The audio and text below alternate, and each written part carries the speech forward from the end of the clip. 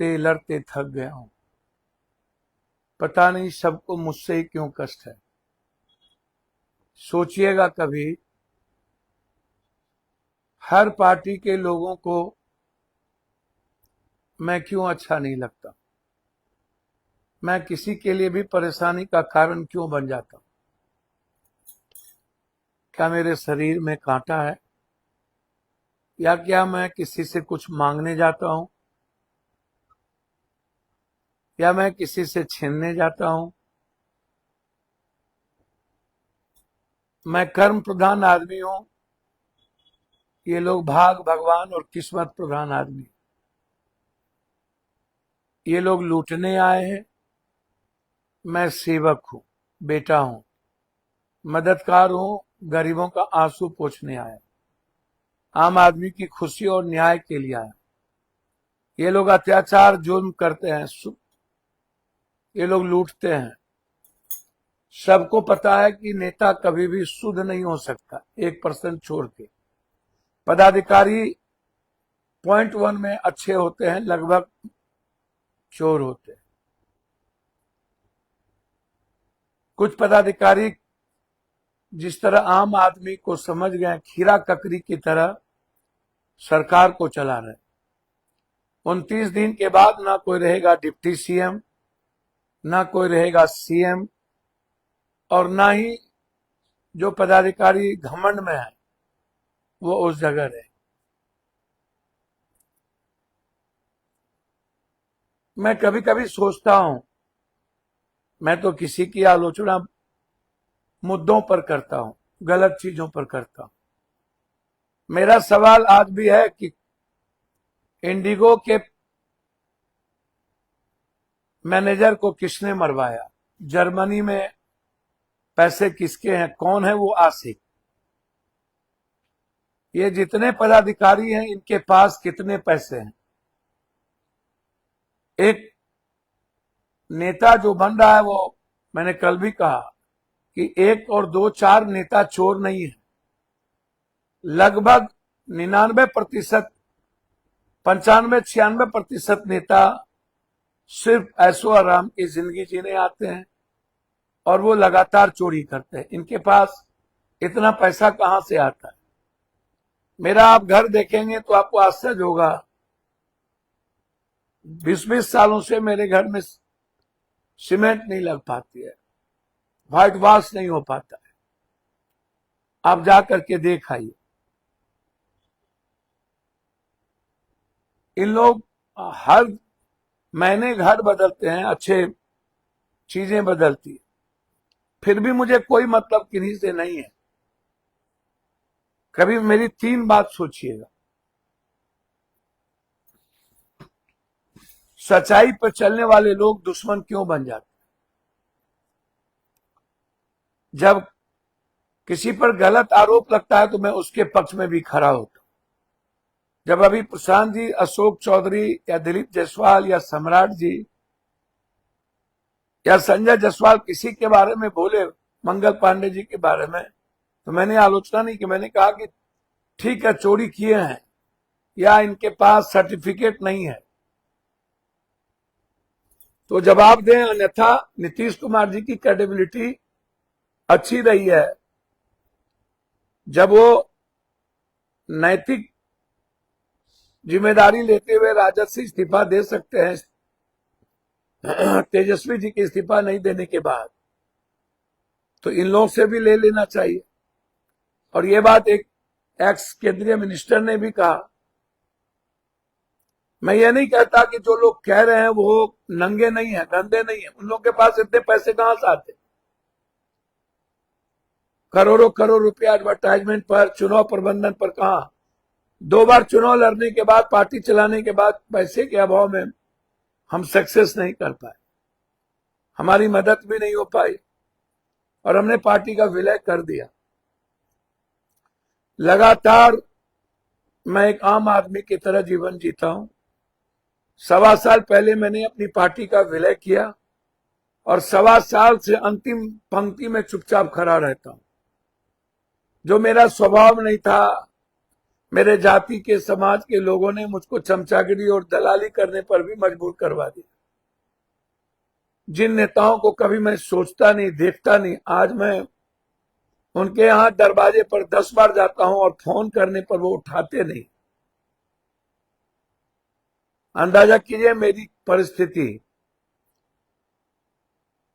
अपने नेताओं के लिए, खासतौर पर राहुल गांधी और प्रियंका गांधी जी के, चुपचाप अपने दायित्व और कर्तव्यों का निर्वहन करता हूं। मुझे कोई दुख नहीं होता। अपमान होना या किसी के द्वारा अपमानित करना ये दुख का कारण नहीं है। नेता हमारे दोनों हमको बहुत सम्मान देते हैं। हमारे प्रभारी जी हमें बहुत रेस्पेक्ट देते हैं, यही बहुत है। कल क्या होगा मुझे नहीं पता, लेकिन आज मैं खुश हूं। लेकिन मुझे कभी कभी आश्चर्य लगता है। मेरी विचारधारा, आइडियोलॉजी कांग्रेसी है। मैं विचारधारा से प्रेम करता हूं। उसके बाद राहुल जी और प्रियंका जी के साथ एक इमोशंस है, लालू यादव जी के साथ एक इमोशंस है। मुझे नहीं पता और कौन लोग हैं, क्या कारण है कि हमारे समाज से इतना नफरत करने लगे। इसके पीछे क्या कारण है?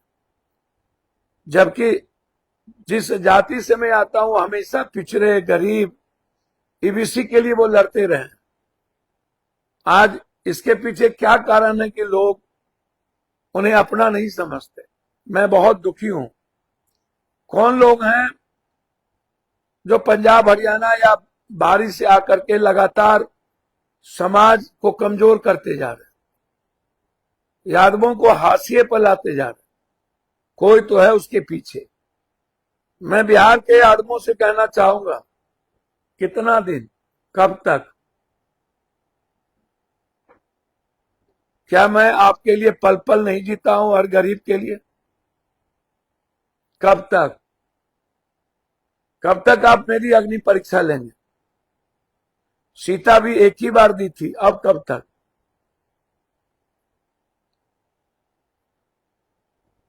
संघर्ष के रास्ते चलते चलते, लाठी खाते खाते थक चुका।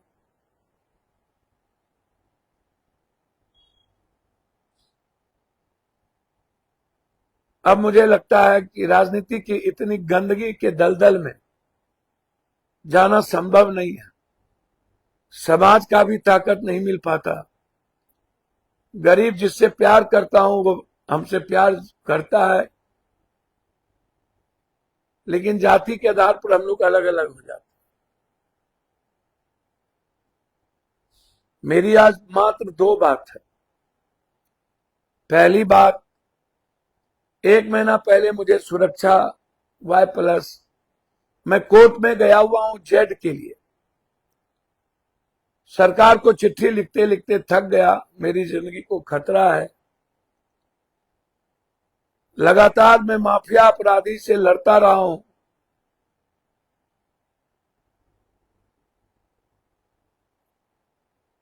कई पदाधिकारी इसमें साजिश करता है, नेता लोग साजिश करता है। 1 महीने में कौन सा, हम तो मांगने गए नहीं थे सुरक्षा, हम चिट्ठी लिख रहे थे। 1 महीना पहले हमें बिहार का Y+ किया गया, लेकिन हमको कोई सुरक्षा नहीं मिली थी। हमारी सुरक्षा नहीं बढ़ाई गई थी, सुरक्षा Y की ही थी। और 1 महीना बाद हमको Y+ सुरक्षा छीन लिया गया। दिलीप बाबू को Y+ सुरक्षा दे दिया। अच्छी बात है, दिलीप बाबू को जेड मिले, Z+ मिले। सम्राट चौधरी को किसका खतरा है जिनको Z+ मिला हुआ? कौन उनको मार रहा है भाई? पूरे बिहार के जदयू और बीजेपी को जेड, Y+, Y थ्रेट। हमारे बगल के MP प्रदीप जी को Y+, पप्पू यादव जो लगातार 82-84 से लड़ रहा हो, 7 बार संसदीय जीवन जी रहा हो, लगातार सड़कों पर हो, एक महीने के अंदर कौन सी ऐसी साजिश थी? संजय बाबू, लोकसभा में आप मिले थे, हमको थैंक्स दिए थे। आखिर हमने कौन सा गुनाह कर दिया? अरे आपकी लड़ाई नीतीश जी के लड़के से है।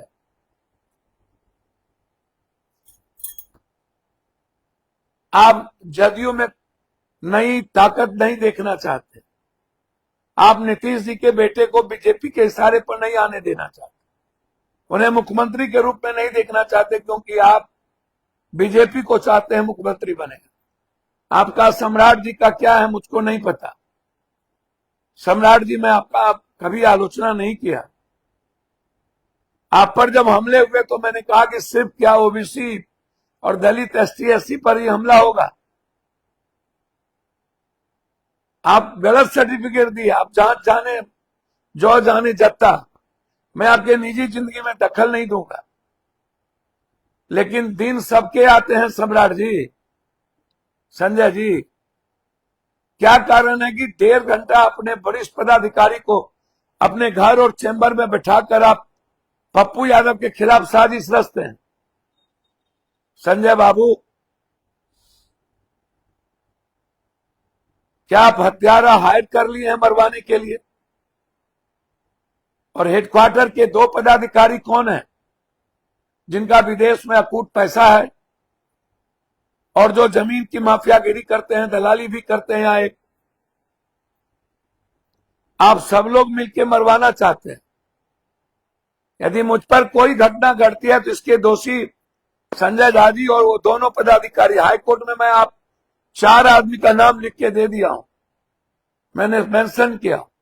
हमें कुछ भी होगा तो इसके जिम्मेदारी एक सम्राट चौधरी, अशोक, संजय झा और 2 पदाधिकारी होंगे। बंद लिफाफा में मैं दे दिया हूं और आप चारों मेरे मरवाने के साजिश के हिस्सा बनते जा रहे। मैं इतना कमजोर नहीं हूं सम्राट।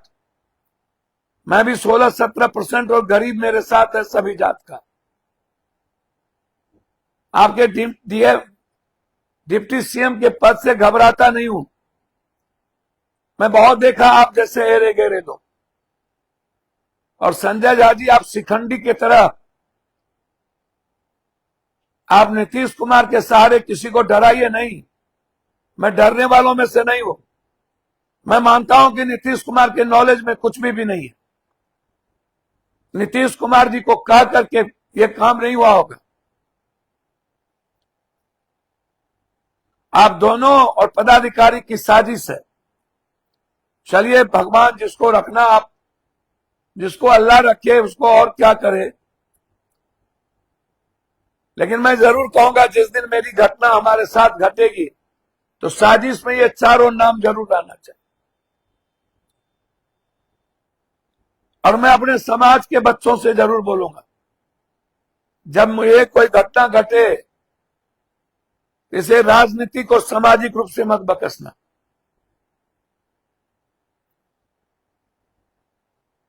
और संजय जी, छेरे आप हैं, छेरिए। जंग जारी हुई है, आगे होगी। और मैं इस जंग से घबराता नहीं हूं। मुझे आपकी सुरक्षा नहीं चाहिए, सारी सुरक्षा वापस करूंगा। ले जाइए आप सुरक्षा सम्राट चौधरी जी, लेकिन अपने कुकर्म और पाप का जवाब जरूर दे दीजिए। जो जो कुकर्म और पाप कर रहे हैं उसका जवाब जरूर दे दीजिएगा। और सम्राट जी, आप हमको लालू यादव और तेजस्वी यादव मत समझिएगा। आपसे फरियाने और लड़ने को कहीं भी तैयार हो। जहां झंडा गाड़ना हो गाड़ लीजिएगा। चैलेंज को मैं स्वीकार करता हूं दोनों आदमी का। और दर ब दर आप लड़ूंगा मैं आपसे। मैं मरने से नहीं डरता। छी, इतनी गंदी राजनीति करते हैं आप लोग। 1 महीने में आप लोग साजिश कर दिए। मैं भीख नहीं मांगूंगा, कोर्ट और सुप्रीम कोर्ट जाऊंगा। देना होगा देंगे, नहीं देना होगा नहीं देंगे। कटघरे में खड़ा करूंगा कि 1 महीने के अंदर कौन सी ऐसी थी कि हमको सुरक्षा मिली और 1 महीने के अंदर हमको हटा दिया गया। कौन कौन पदाधिकारी साजिश में मुझे पता है। मैं कोर्ट गया हुआ हूं, कोर्ट में लिख के दिया हुआ। मैं बिहार के गरीब और नौजवानों से कहूंगा, मुझसे कोई गलती हो तो माफ करिएगा। मैं कभी गलती नहीं करता, लगातार आपके लिए जीता हूं, आपके लिए मरता हूं। पंजाब में मेरे बिहार के साथियों को मारा जा रहा है, कोई बोलने वाला नहीं है। मैं जाऊंगा पंजाब में, अपने बिहार के बच्चों और गरीबों को के ठेले और चीजें जलाए जाते हैं। सवाल पंजाब है, सवाल असम है, सवाल महाराष्ट्र है। हमें तो कोई आज से 84 से ही ये लोग मरवा रहे हैं, मरवा नहीं पाए। जाको राके साइया मार सके ना कोई। इसीलिए मेरी विनती है, मुझे कोई मतलब नहीं आप लोग की गंदी राजनीति से। मैं विचारों के साथ बढ़ रहा हूं। मैं गरीब नौजवानों से कहूंगा, इन लोगों के पास कोई रास्ता नहीं थे। सबसे बड़ा दुश्मन इन लोगों ने बिहार में इस चुनाव में पप्पू यादव को समझ लिया। तेजस्वी यादव जी को सुरक्षा थी और सुरक्षा दिया गया, वो इनके दुश्मन नहीं है। बीजेपी के मात्र दुश्मन पप्पू यादव है, ऐसा मुझे लगता है। मात क्यों? तेजस्वी यादव जी को आप सुरक्षा दे रहे हो, आप ओबीसी जी को Z+ दे रहे हो, अरशद ओबीसी साहब को Z+, इतने खतरे में है वो। अब सोचिए ये लोग बीजेपी के कितने शुभचिंतक। पप्पू यादव को सुरक्षा हटा लिया गया 1 महीने के अंदर। इसकी जांच चाहूंगा कि 1 महीना पहले क्यों मिली और 1 महीने के बाद क्यों हटाया गया। मैं यही जांच इंक्वायरी सीबीआई से या सब हाईकोर्ट के जज से चाहूंगा करना। नहीं चाहिए मुझे सुरक्षा। हमारी सुरक्षा मेरा समाज और गरीब लोग कर लेगा, बिहार के नौजवान कर लेंगे। मुझे जात पात का नहीं मतलब, लेकिन लड़ेंगे आपसे जब। ये मैं आपको विश्वास दिला। पंजाब के बच्चों को, बिहार के बच्चों को बचा लीजिए, यही आग्रह है मेरा। मैं जाऊंगा पंजाब, बाढ़ आई थी, मैंने अपना तनख्वाह दिया।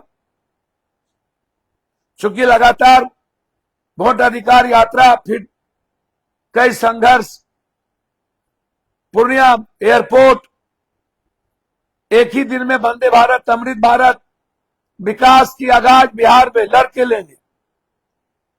बहुत जल्द पूर्णिया में दिल्ली और हैदराबाद चलेगा।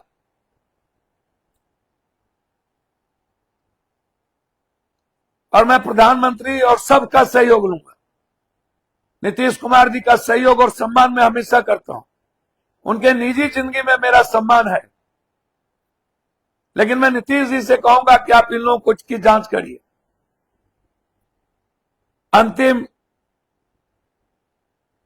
कल हमारे नेता और इस देश की एक उम्मीद, एक विश्वास, एक सपना,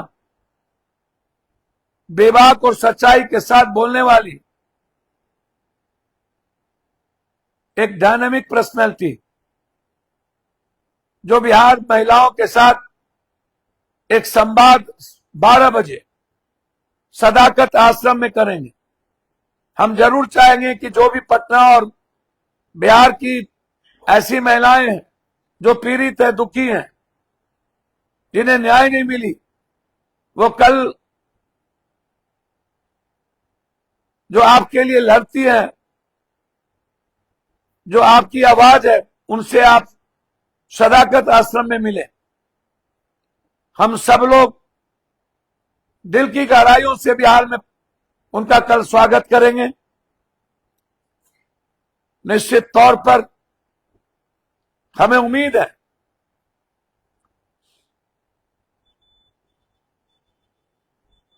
कल जिस संकल्प और आम आदमी के अधिकार के लिए वो गणतंत्र के इस पावन धरती पर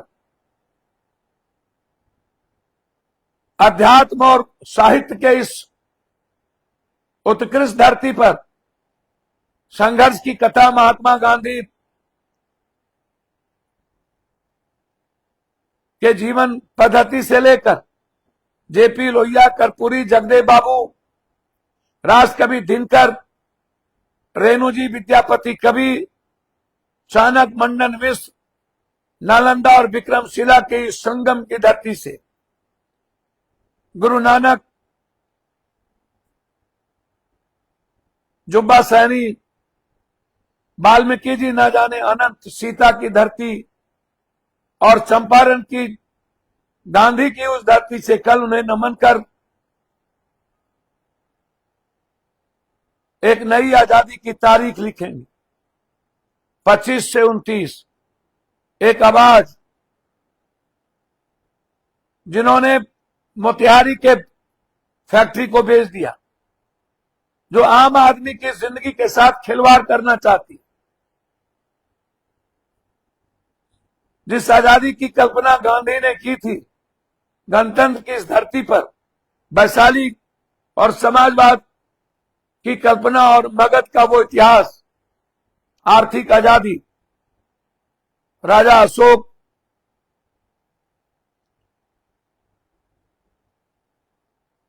का वो अर्थव्यवस्था। कल प्रियंका जी 3 बजे मोतिहारी में सभा को संबोधित करेंगी, 3 बजे और 12 बजे संवाद। हम उम्मीद करते हैं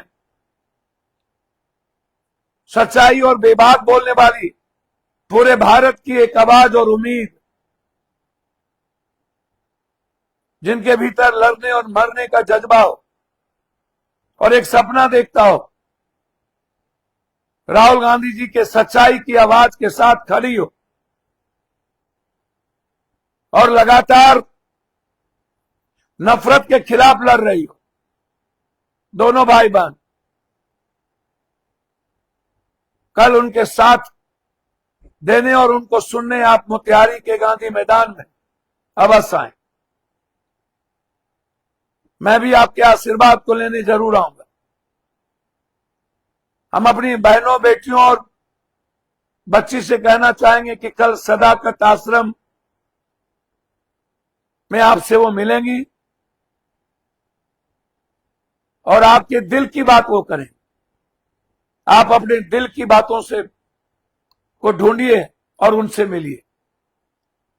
बस पुनः एक बार नवरात्रा की ढेर सारी शुभकामनाएं आप सबको मुबारक।